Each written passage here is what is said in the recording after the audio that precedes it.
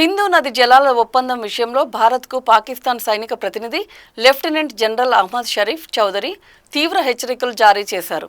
ఉగ్రవాద సంస్థ లష్కర్-ఎ-తోయబాకు చెందిన ఉగ్రవాది హఫీజ్ సయీద్ గతంలో ఉపయోగించిన పదజాలాన్ని ఆయన పునరుద్ఘాటించడం గమనార్హం.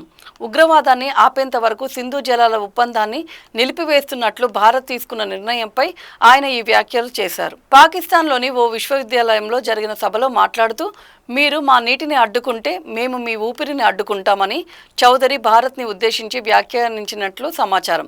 2008 ముంబై దాడుల సూత్రధారి, లష్కర్-ఎ-తోయిబా వ్యవస్థాపకుడు హఫీజ్ సయీద్ కూడా గతంలో ఇదే తరహా బెదిరింపులకు పాల్పడ్డాడు. ఈ వ్యాఖ్యలు ఇప్పుడు సోషల్ మీడియాలో వైరల్ అవుతున్నాయి. జమ్మూ కాశ్మీర్లోని పెహల్గాంలో జరిగిన ఉగ్రదాడిలో 26 మంది మరణించిన అనంతరం ఏప్రిల్ 23న భారత్ సింధు జలాల ఒప్పందంలోని కొన్ని భాగాలను నిలిపివేసింది.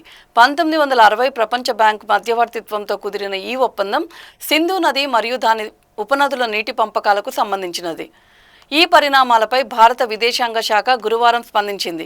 ఉగ్రవాదం చర్చలు ఒకేసారి సాగవని విదేశాంగ శాఖ ప్రతినిధి రణ్ధీర్ జైస్వాల్ స్పష్టం చేశారు. పాకిస్తాన్ అక్రమంగా ఆక్రమించుకున్న భారత భూభాగాలను ఖాళీ చేయడంపై మాత్రమే భవిష్యత్తులో చర్చలు ఉంటాయని ఆయన తేల్చి చెప్పారు. పాకిస్తాన్ ఉగ్రవాదానికి మద్దతు ఇవ్వడం విశ్వసనీయంగా, శాశ్వతంగా ఆపేంత వరకు సింధు జలాల ఒప్పందం నిలిపివేతలోనే ఉంటుందని జైస్వాల్ పునరుద్ఘాటించారు. నీరు, రక్తం కలిసి ప్రవహించవు అన్న ప్రధాని మోదీ వ్యాఖ్యలను ఆయన గుర్తు చేశారు.